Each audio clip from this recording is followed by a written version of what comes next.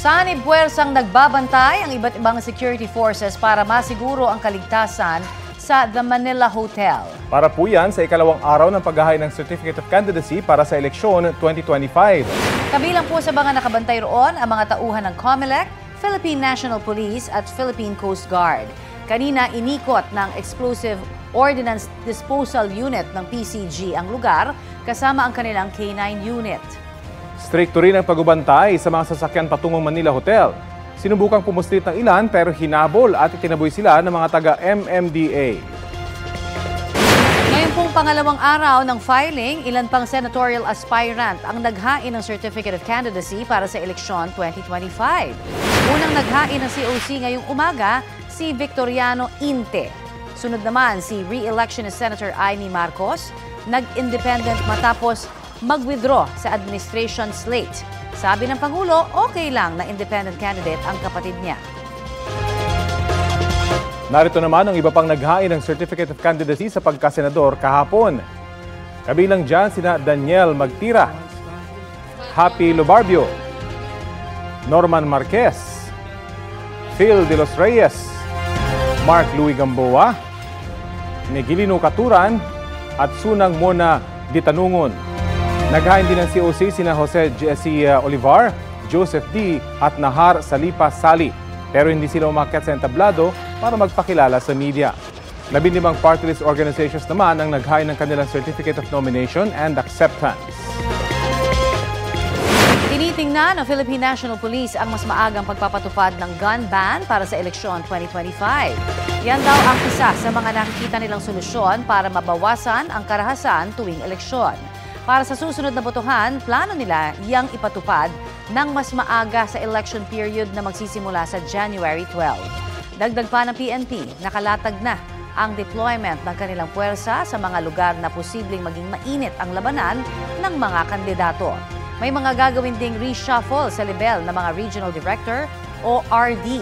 Ililipat din ng lugar ang mga pulis na may kamag-anak na kandidato para maiwasan ang politika at kampihan.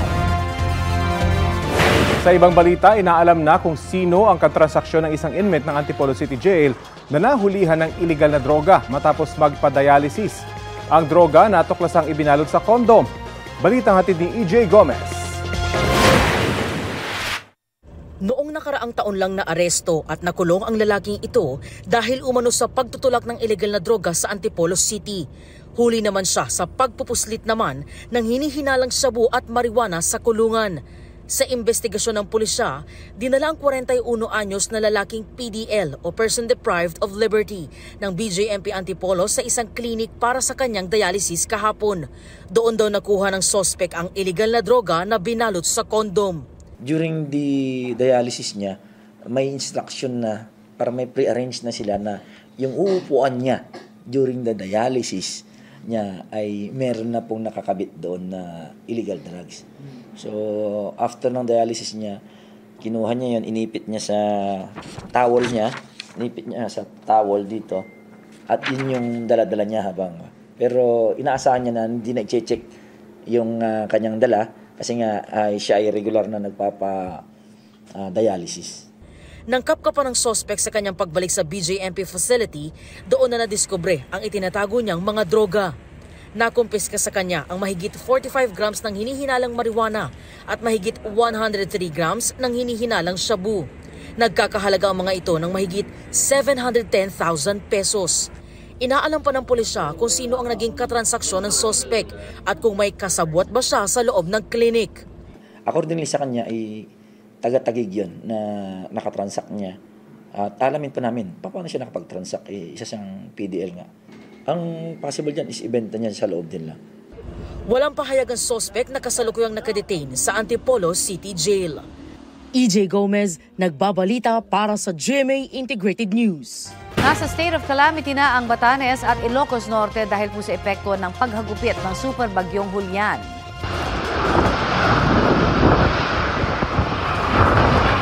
Malakas na hangin at ulan ang bumayo sa Basco, Batanes. Pati opisina ng PDRRMO, pinasok na rin po ng ulan at hindi nakaligtas sa bugso ng hangin. Maraming yero rin ang natuklap at nilipad. Nasugatan ang ilang residente at namatay ang ilang alagang hayop. Sa Uyugan, bumigay na rin po ang bahagi ng bubong ng isang simbahan. Limitado po ngayon ang supply ng kuryente, tubig at linya ng komunikasyon sa probinsya. Sa Ilocos Norte, maraming lugar din ang binaha. Nasira rin po ang mga pananim. Ilang kalsada, tulay at ilang sementeryo, 2 po ang naiulat na namatay at 1 ang nawawala sa Ilocos Norte. Binaha ang ilang lugar sa Mindanao dahil sa malakas na pag-uulan doon. Binaha kagabi ang ilang bahagi ng Dato Abdullah Sangki sa Maguindanao del Sur. Maraming motorista ang stranded sa baha. Nagdulot ito ng pansamantalang pagbagal ng daloy ng trapiko. Maaga pa lang kahapon, nagmistulang ilog na ang ilang kalsada doon dahil sa pagbaha dulot ng masamang panahon. Ilang residente ang lumusong sa baha para makatawid. Sa Digos, Davao del Sur naman, binaha rin ang ilang bahay. Perwisyo ito sa ilang residente na nahirapan sa pagsalba at paglilinis ng kanilang mga bahay. Ayon sa Pag-asa, ang nararanasang malakas na ulan sa ilang bahagi ng Mindanao ay dahil sa umiiral na easterlies. Mga kapuso, humina na bilang typhoon ang bagyong Julian habang nagbabadya itong pumasok muli sa Philippine Area of Responsibility. Sa kabila po niyan, nakataas ngayon ang Tropical Cyclone Wind Signal number 1 sa Batanes, Babuyan Islands, northern at western portion ng Ilocos Norte at northwestern portion ng mainland Cagayan base sa 5 a.m. bulletin ng Pag-asa. Bukod po sa mga lugar na may wind signal, maalon pa rin po at delikadong pumalaot ang mga maliliit na sasakyang pandagat sa mga dagat sakop ng Batanes, Babuyan at ilang baybayin ng Ilocos Norte. Dahil po sa bagal ng kilos ng bagyong Julian, mamayang gabi o madaling araw bukas ito posibleng pumasok muli sa PAR base sa pinakahuling forecast track ng Pag-asa. Maglalandfall at mananalasa ang bagyo sa Taiwan bago po ito tuluyang lalabas ng PAR gabi na ng Biyernes o madaling araw ng Sabado. Sa ngayon, kahit nasa labas po ng PAR ang bagyong Julian, apektado nito ang ilang bahagi ng Northern Luzon. Trough naman sa Central Luzon at natitirang bahagi ng Northern Luzon. Easterlies ang umiiral sa Davao Region, Soc-Sargen at BAR-MM. Habang mga local thunderstorm naman dito sa Metro Manila at malalabing bahagi ng bansa. Huling namataan ng Pag-asa ang bagyong Julian, 280 kilometers west-northwest ng Itbayat, Batanes. Taglay po nito ang lakas ng hangin na aabot sa 165 kilometers per hour. Base sa rainfall forecast ng Metro Weather, uulanin pa rin sa mga susunod na oras ang ilang bahagi ng extreme northern Luzon. Posible rin pong ulan sa ilan pang bahagi ng bansa kasama ang Metro Manila. Mga kapuso, hindi na po nagpapakawala ng tubig ang Magat Reservoir sa Isabela. Sa kabila niyan, mataas pa rin po ang water level na naitala sa nasabing dam sa nakalipas na 24 oras. Nagpapatuloy naman ang pagpapalabas ng tubig ng tig-isang gate ng Ambuklao at Binga Reservoir sa Benguet. Kapuso, para sa mga maiinit na balita, mag-subscribe sa GMA Integrated News sa YouTube.